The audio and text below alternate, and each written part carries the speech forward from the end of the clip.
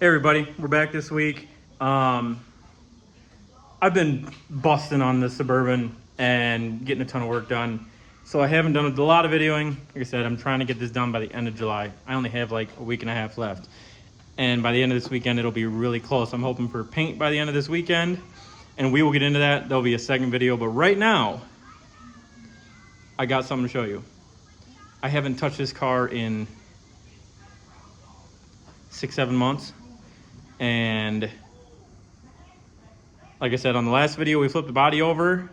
This was a nasty bare frame, bare axle, bare everything a week ago. And I just got a wild hair and started ripping on it. So I'm gonna go over this. We're gonna go over kind of what the setup was, what I have here, and what the plan is for my car next. So check this out.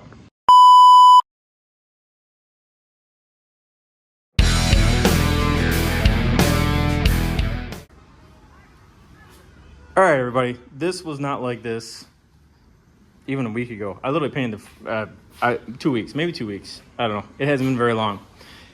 But it's a rolling chassis again. I actually just went and got hardware tonight. I needed some grade 8 hardware and some nylocks and stuff like that just to kind of get everything bolted down and fixed where I wanted it to be. So, but yeah, all the suspension is tight. There's going to be some adjustment that needs to be done once the body's on. The axle will have to get centered again. We'll probably have to adjust the caster angle a little bit. Once the motor and everything weights back in it, some of the bars probably got adjusted. But we got a rolling chassis. And I am so pumped because the next thing to go in is we're going to get the motor and trans back in it. We'll get the motor bolted up to the trans, starter in it, everything like that, drop it in. Once the motor and trans is in, the body can go back on. I'm not trying to fish that thing through the tiny little opening in the firewall, so motor in, trans in, and we'll have 90% of a car here again real soon. But this has got a Super Bell, I think 6-inch drop axle. I ended up going with a reverse Corvair box. I went with a Flaming River because everybody uses these Flaming River, or not the Flaming River, but the reverse Corvair boxes for like T-buckets and stuff. This car might be a little heavy for that. We'll find out. So I ended up going with the Flaming River and not just a reman or a repop because I wanted quality and I didn't want to have to worry about it since it is going to be a little bit heavier than like a T-bucket style car. Like I said, Super Bell, Flaming River box. The rest of it, we did some fab work on this. I Frenched in some fish plates into the frame. It's got G-body style front brakes on it, discs, just single piston, but better than drum fronts. Got a 9-inch. I got this 9-inch from my buddy Joe Porter. And check out his channel, Porter Precision Machine, on YouTube. He got me this rear end.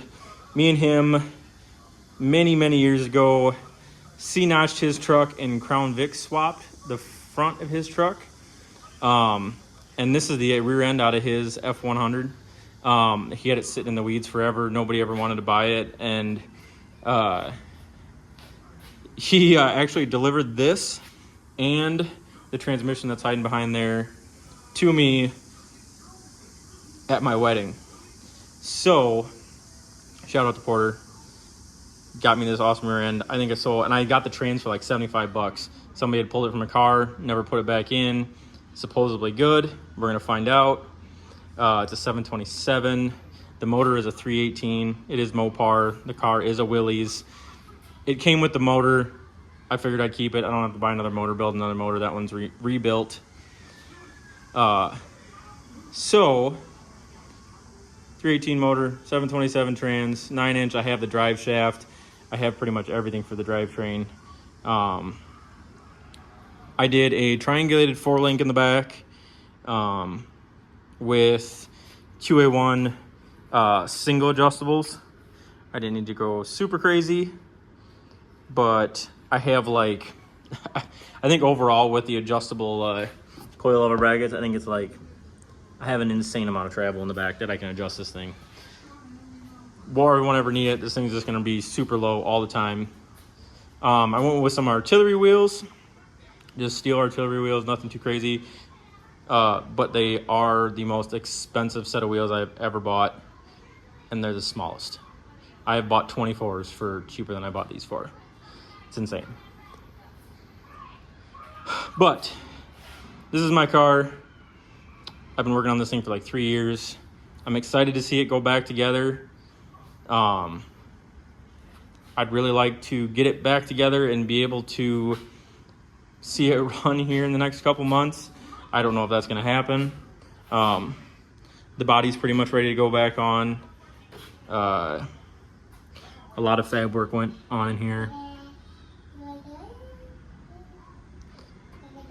Got the gas tank sitting here, but custom door panels. I got the panels for the back of the Suburban sitting up there, so it's kind of dark.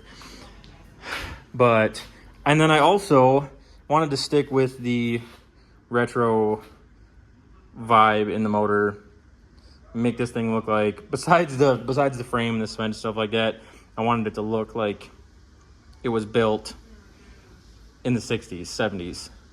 So I ended up finding some old, I had a hell of a time finding these, some old Cal Custom valve covers, and and shout out to Sandy's Speed Shop for picking this Offenhauser intake up for me in Chicago. He was on his way back from New York for work, and I had found this Offenhauser intake for like $75 on Marketplace, and so he picked it up for me on his way back, and that is what we're going to be using. But yeah, they're super old Cal Customs, super cool, way better than some stamped steel. So we'll get this in there. I have a carburetor. The carburetor for this car is actually, I bought this Barry Grant from some guy out of Florida, from some carburetor rebuild shop back when I used to drag race and was building a G-body. And this carburetor has now made its rounds. So when I blew up the motor in my car, I sold it to a buddy. He sold it to another buddy. And then Sandy Speed Shop had this on his nitrous LS Fox, and he went to fuel inject it and put it back up for sale. So I ended up buying it back from him because it is an awesome carburetor. It's been great. So it's been great for everybody that's had it. So we're gonna be throwing my old Barry Grant back on here. I went with also retro, vintage, whatever, friction shocks instead of standard shocks.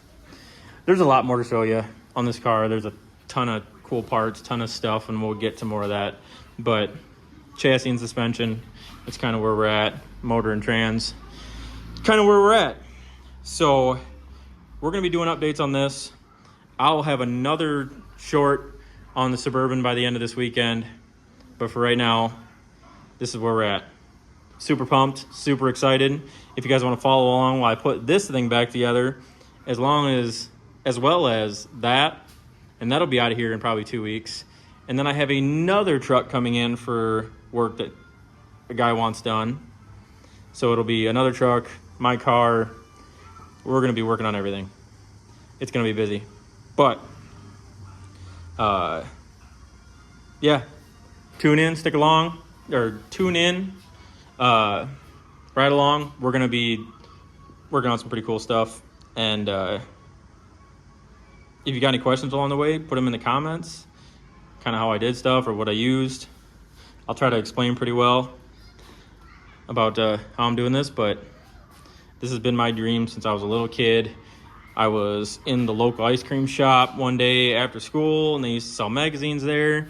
They had a hot rod magazine. I was probably in like middle school, and on this magazine there was an open wheel hot rod. It was a Model A, and I fell in love. So ever since I was in middle school, wanted to build an open wheel hot rod. Finally had the opportunity to And I'm really enjoying building this thing. It's been a lot of fun. But yeah, that's it for tonight. Like, subscribe, follow, do all that shit. And you guys have a great, great, great weekend.